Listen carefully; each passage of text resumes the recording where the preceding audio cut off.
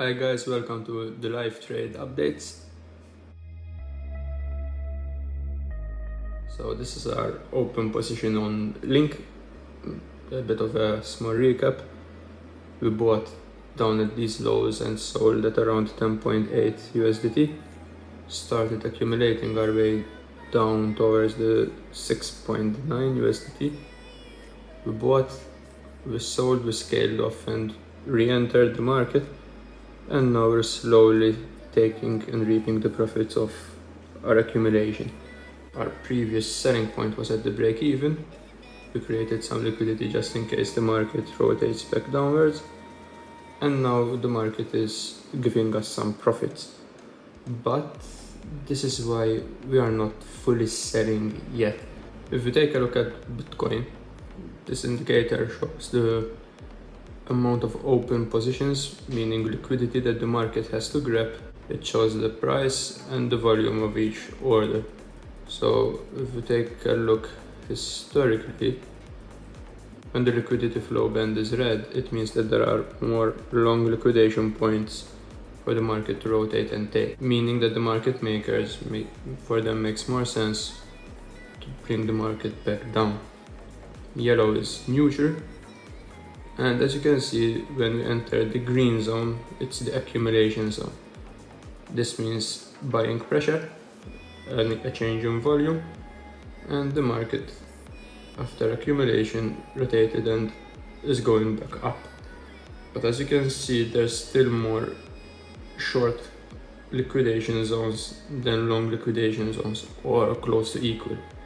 However, there's more volume, so it indicates that there is still room for upward potential.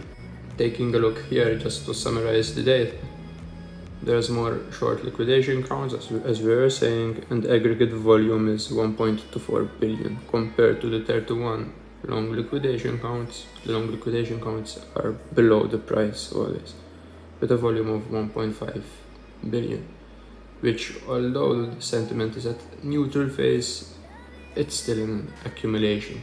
There are still more shorts, 55% than longs. Also, just as a quick side note, if we see the market phases, let's zoom out first so we'll see the whole snapshot. So the market phases collects macroeconomic data just to see if the crypto market is oversold or overbought. Up here it was the 2021-22 crypto cycle top, and it correctly indicated that things were about to go bearish, and later on it then indicated the crypto cycle bottom.